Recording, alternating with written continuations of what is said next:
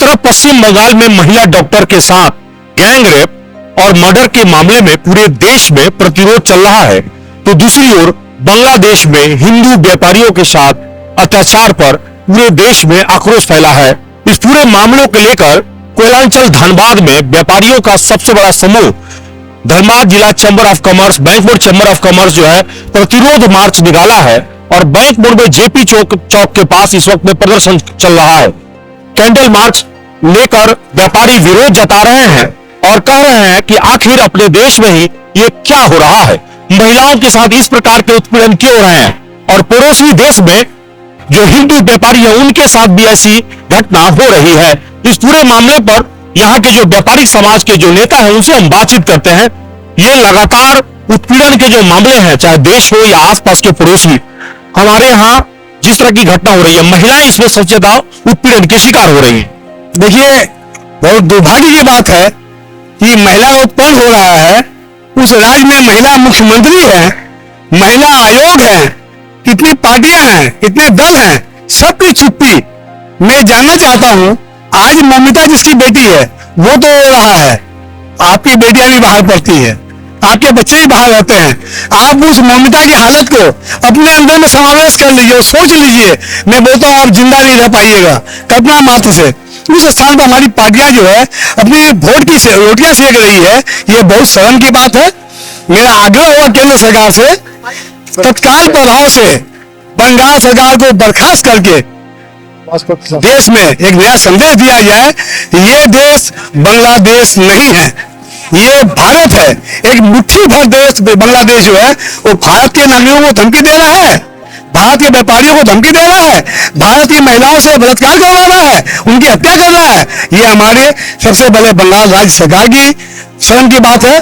दूसरी मैं कहूंगा केंद्र सरकार भी जो है इसमें एक ठोस निर्णय ले और तत्काल प्रभाव से। लेकिन पहली बार आपको याद होगा कि मणिपुर में भी ऐसी घटना जब हुई थी तो देश शर्मसार हुआ था।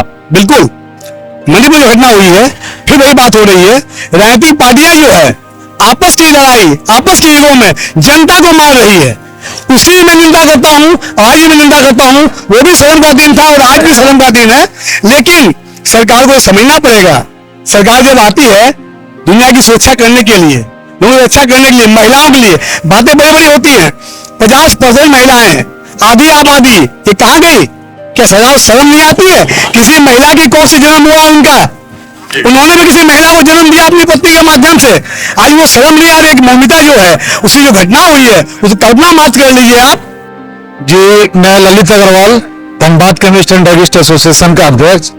आपके चैनल के माध्यम से मैं ये संदेश जन जन तक पहुंचाने की कोशिश कर रहा हूं और हमारे देश के प्रधानमंत्री, यशस्वी प्रधानमंत्री श्री मोदी जी को भी ये संदेश हम व्यापारियों के थ्रू जाना चाहिए कि जिस प्रकार आज हम लोगों के बांग्लादेश में हिंदू भाई बहनों के निर्मम हत्या हो रही है, वहां की मंदिरों को जलाया जा रहा है, उस पर अंकुश लगाना चाहिए। आज हम हमारे देश से बांग्लादेश को बिजली दे रहे हैं, उस बिजली को तुरंत वहां से बंद कर देना चाहिए। आज बैंक बोर्ड चैम्बर की तरफ से हम लोग एक आक्रोश रैली का आयोजन किए जिसमें हमारा भी संगठन इनको सहयोग किया। आज कलकत्ता में जिस प्रकार पूरा देश देख रहा है, पूरी दुनिया देख रही है कि जिस प्रकार एक डॉक्टर की रात्रि बेला में वो ऑन ड्यूटी उनकी हत्या की गई और निर्मम हत्या की गई और ऐसी हत्या की गई कि जिसकी कल्पना हम लोग सोच भी नहीं सकते हैं। उनका एक एक अंग को विकसित कर दिया गया। ये क्या है? ये देश, ये ममता दीदी कहाँ जा रही है? इनको सोचना होगा। और आज आईएमए का पूरा इंडिया बंद है। हमारी एसोसिएशन, हमारी दवा एसोसिएशन ने भी उनको समर्थन दिया है और उनको कहा है कि जरूरत अगर आपको पड़ेगी तो हमारा ऑल इंडिया दवा दुकानदार भी बंद आपके साथ करके आपके साथ शामिल होगा।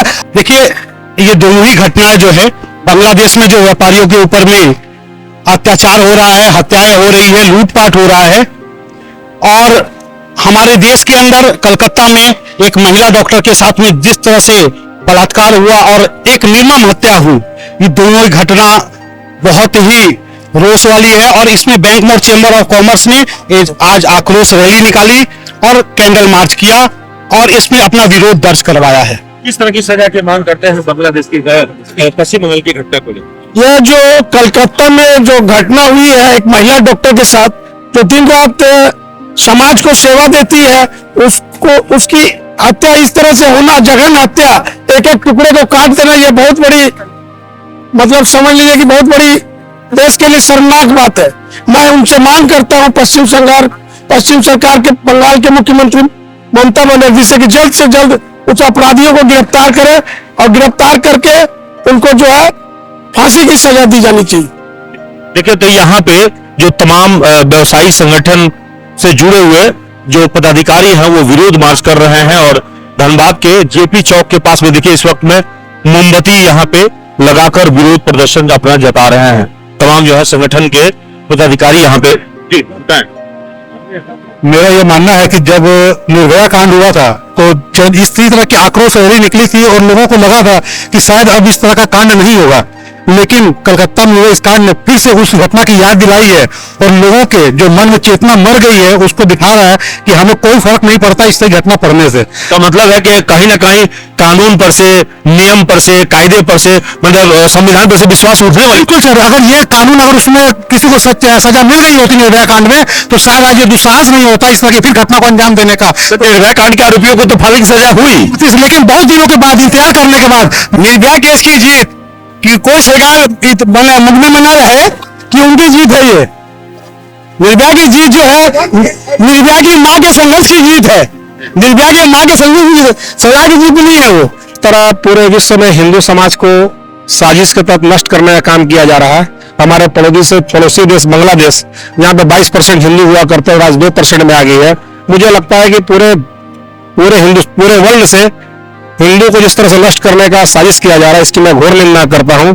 और जिस तरह मैसेज बांग्लादेश से आया है, मैं भारत सरकार से भी मांग करना चाहता हूं कि अपने सेना उतार करके अपने हिंदुओं को रक्षा करें, क्योंकि वो हमारे समाज के भारतीय हैं, मतलब भारत से वो लोग ताल्लुकात रहते हैं। बाहर जी आपने देखा होगा इस्कॉन मंदिर वहां पे है, इस्कॉन मंदिर कई वर्षों से उन लोग खाना खिलाते आया है, उसको मंदिर को भी तोड़ दिया गया, उन लोगों को मारा पीटा गया। तो इससे उसकी घोर निंदा कीजिए, कम ही है।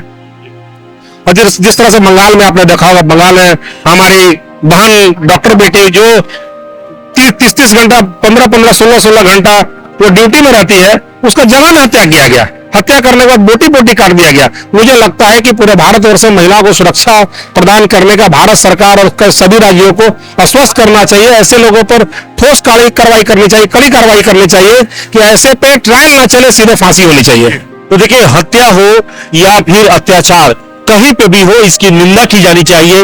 इस घटना का न सिर्फ विरोध में लोगों को आगे आना इस बात का द्योतक है कि लोग चाहते हैं कि शांति कायम हो, और सबसे बड़ी बात यह है कि बंगाल की घटना पर इस वक्त में पूरा देश जो है क्षोभ से भरा हुआ है, पूरा देश में आक्रोश फैला हुआ है और लोग चाहते हैं कि डॉक्टर के हत्यारों की सजा जो है वो फांसी की सजा से कम नहीं हो। और इसीलिए जो रेजिडेंट डॉक्टर के साथ में गैंगरेप और मर्डर की घटना हुई है उसके बाद से पूरे देश भर में डॉक्टर्स जो है हड़ताल पे गए हैं। कई संगठनों ने उस हड़ताल का समर्थन भी किया है और आईएमए ने भी इस हड़ताल का समर्थन किया है। झारखंड में भी कई मेडिकल कॉलेज और यहां तक कि निजी अस्पताल, सरकारी अस्पतालों में ओपीडी सेवा बाधित रहे हैं। और दूसरी ओर कहें तो बांग्लादेश की घटना को लेकर भी जो व्यवसायी समाज है, हिंदू समाज है, वो आक्रोशित है। उनका कहना है कि भाई, जब तक किसी भी देश में कोई भी नागरिक अगर सुरक्षित नहीं है तो इस पूरे मामले पर इंटरनेशनल लॉ के हिसाब से, कानून के हिसाब से कार्रवाई होनी चाहिए था। और साथ ही साथ देश के बगल वाले पड़ोस में अगर घर जल रहा है और भारत सरकार अगर चुप्पी साधे हुए, तो इसको लेकर भी लोगों में आक्रोश है कि भारत सरकार चुप्पी क्यों साधी हुई है। जब पड़ोसी हमारा जल रहा है तो इस पर न्याय के लिए उसे आगे आना ही चाहिए। जैसे 1971 में बांग्लादेश के निर्माण के दौरान भारत की सरकार इसी प्रकार से आई थी, जब पाकिस्तान की सरकार दमन की नीति चला रही थी, तब इंदिरा गांधी के नेतृत्व में उस बांग्लादेश को आजाद कराने में भारत की सरकार ने ही सहयोग किया था और शेख मुजीबुर रहमान उस वक्त में उसका नेतृत्व कर रहे थे। आज स्थिति विपरीत हो गई है। आज उनकी बेटी को उनको सत्ता से बेदखल कर दिया गया है, वो दिल्ली में शरण ले रही है और पड़ोसी देश आज विभीषिका से जूझ रहा है, आज दंगे से जूझ रहा है, अस्थिरता से जूझ रहा है और भारत सरकार कुछ भी नहीं कर पा रही है। और इसी के कारण धनबाद के जो व्यवसायी समाज है वो भारत की सरकार को संदेश दे रहा है। कैंडल मार्च निकालकर विरोध जता रहा है कि आप अपने हिंदुओं की रक्षा के लिए अगर आगे नहीं आएंगे तो फिर किस मुंह से कहते हैं कि आप हिंदुओं की हितैषी सरकार है। सहयोगी सोनू के साथ कुंवर अभिषेक सिंह, न्यूज़ एमपी, धनबाद।